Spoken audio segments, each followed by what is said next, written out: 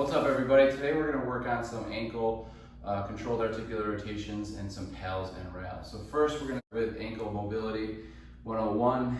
What it does is it dorsiflex, plantar flex, it inverts and it everts, okay? Or it supinates and it pronates, okay?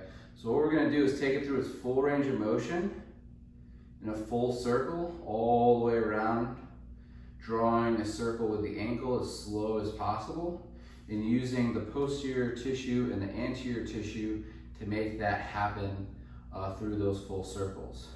So this is called the controlled articular rotation of the ankle, and we're going to perform 2 to 3 circles on each side before we start and then when we end. Okay, so other side, nice and slow. Your whole body should be at about a 30% intensity level here, meaning that my whole body is kind of tense. I'm using all the muscles in the lower limb to control those circles. If you finish before me, then you've probably gone too fast. And then we're going to rotate around the other way. Try not to skip any outer edges of that circle and trying to draw the biggest circle you can with your toes without using your knee or your hip. Okay, so that would be ankle cars. Now we're going to get into the combat position. Okay, option 1 here. Option 2, lunge or half kneeling position and leaning forward, feeling a good stretch on the posterior side of this lower limb. From here, what we're going to do is try to place the knee over the toes, the mid-chest over the knee, lean forward until you feel a good stretch in the back of the calf, which is made of the gastroc, the soleus, and the Achilles. Those 3 posterior tissues of the lower limb, what we're going to do is begin to contract those tissues from 0 to 100% as we push into plantar flexion, and then we're going to try to regress the angle by pulling the opposite side of the joint or the fibularis group on in our rails contraction. But we're going to first hold here passively. So passively meaning we're just passively breathing and holding, relaxing. We're not active here. We're focusing on our diaphragmatic breathing, inhaling for 4, exhaling for 8.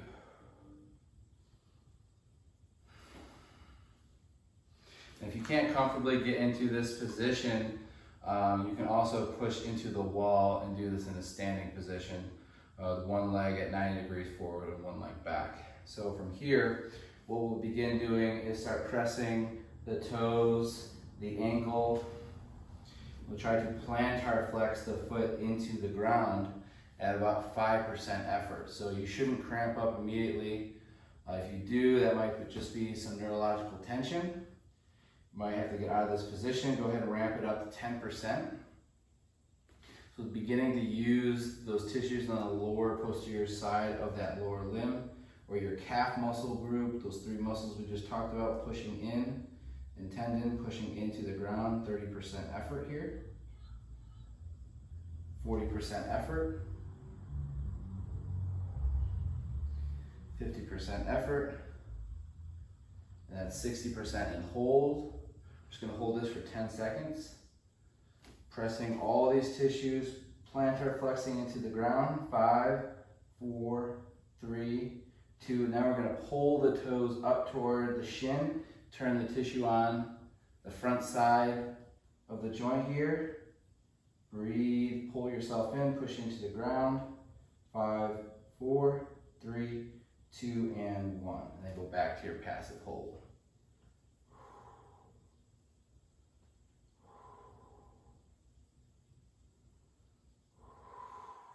Okay, go ahead and switch sides.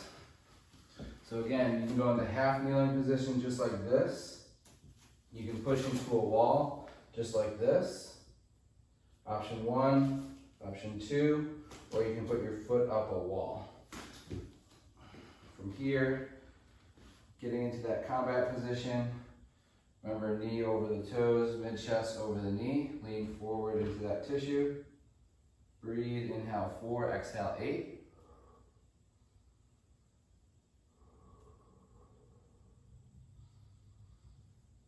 And this is tissue-specific training, meaning we're training the ankle in dorsiflexion, but that's controlled by these posterior lower limb muscles, including the fibularis group and the soleus, gastroc, and Achilles.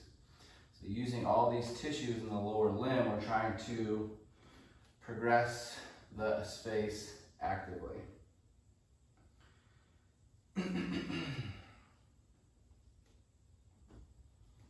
Inhale 4, exhale 8. If you can't hold it passively first, then you're not going to be able to do this actively. So again, remember, if this is causing you any pain, to not do this if it's causing any pain, okay?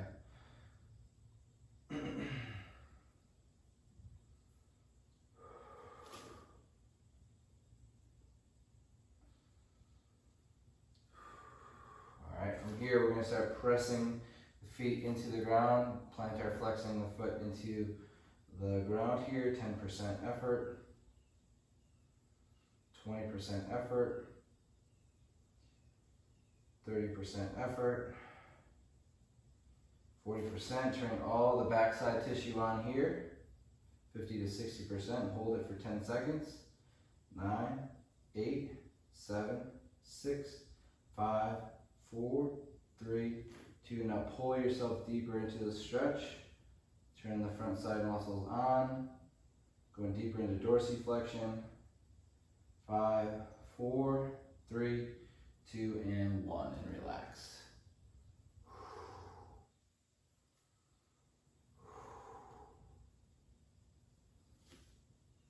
All right, now for plantar flexion, what we can do is take the bottom of the hand here and put it on the top of the foot and put the foot in plantar flexion like this, or you can go in the kneeling position and do the same thing like this.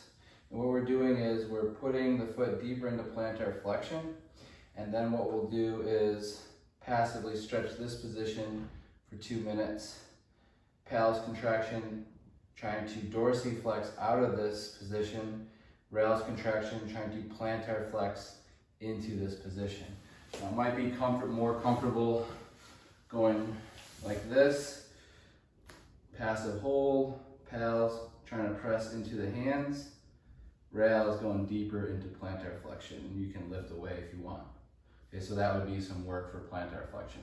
For eversion and inversion of the foot, what you would want to do is use a kettlebell. Same premise with the pals and rails. For inversion here, we would hold passive stretch 2 minutes, pals contraction, trying to evert the foot, rails contraction, trying to invert the foot away from the kettlebell. And then the same thing on the other side for eversion, stretch passive.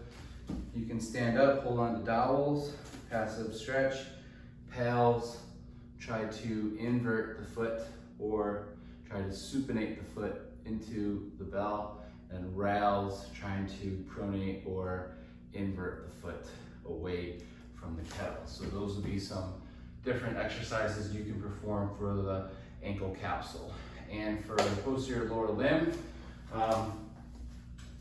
you have the option standing like this, option moving up, straightening the front leg and bending the back knee like this.